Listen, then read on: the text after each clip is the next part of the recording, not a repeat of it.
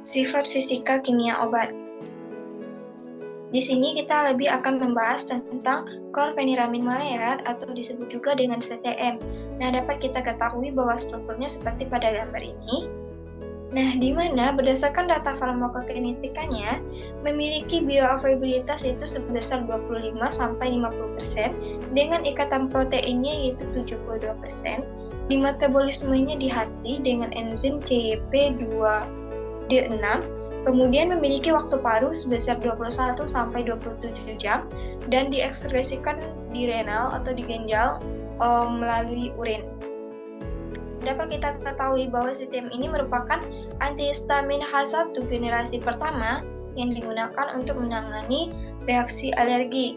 Nah, di antaranya dapat diakibatkan oleh rinitis alergi, dermatitis atopi, urtikaria, dan konjungtivitis alergi.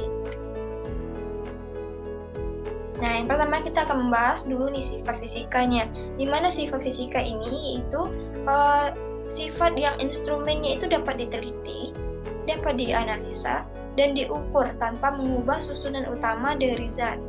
Nah, di mana dapat dilihat pada gambar bahwa memiliki organoleptis ini bentuk serbuk hablur. Nah, kemudian memiliki warnanya warna putih. Nah, kalau aroma itu tidak berbau dan rasanya itu pahit. Berdasarkan organoleptis ini sendiri merupakan lebih ke membahas tentang identitas dari suatu senyawa atau suatu bahan obat itu sendiri. Kemudian ada yang namanya titik lebur. Nah, di mana CTM ini memiliki titik lebur yaitu 132 derajat sampai 135 derajat. Nah, di mana maksud dari titik lebur ini adalah suhu suatu benda tersebut ini akan berubah wujud nih menjadi benda cair. Nah, apa sih tujuannya kita mengetahui dari titik lebur ini sendiri? Nah, tujuannya yaitu dapat mengetahui kemurnian suatu zat. Kemudian sifat fisika selanjutnya itu adalah kelarutan. Nah, di mana berdasarkan Farmakope edisi 3 tahun 1974, kelarutan dari CTM ini adalah mudah larut dalam 4 bagian air, larut dalam 10 bagian etanol pekat, larut dalam 10 bagian kloroform pekat, dan sukar larut dalam eter pekat. Nah, di mana kelarutan ini memiliki pengaruh nih.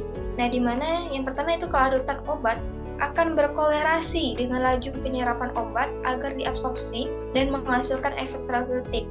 Dan di mana artinya obat yang memiliki kelarutan rendah atau lipofilik ini akan terikat dengan protein plasma sehingga terdistribusi cepat dan akan dimetabolisme oleh hati.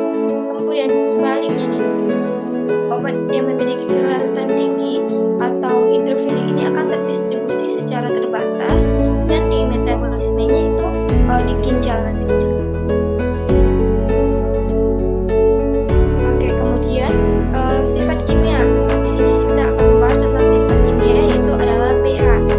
Nah, di mana berdasarkan Farmakope edisi 3, pH dari CTM itu adalah 4 sampai 5, yang artinya memiliki pH asam lemak. Dapat ketahui nih, semakin besar pH atau jumlah OH-nya semakin besar,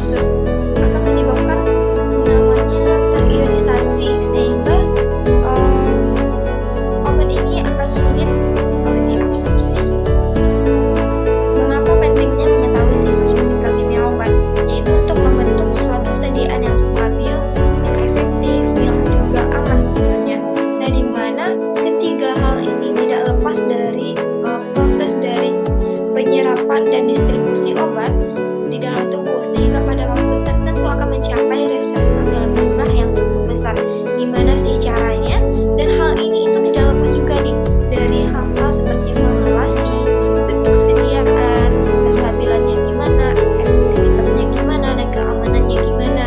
Dari mana maksudnya pada formulasi ini sendiri? Misalnya berdasarkan sifat fisika tadi yang kelarutan, bahwa CTM itu mudah larut di dalam air.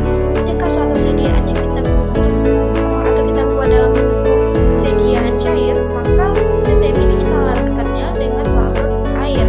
Dan kemudian dari bentuk sediaan, misalnya kita membentuk suatu sediaan dalam bentuk sediaan tablet. Jadi dimana ketika gimana caranya sediaan tablet ini nantinya dapat pecah, kemudian dapat larut pada suasana asap sehingga mudah terabsorpsi.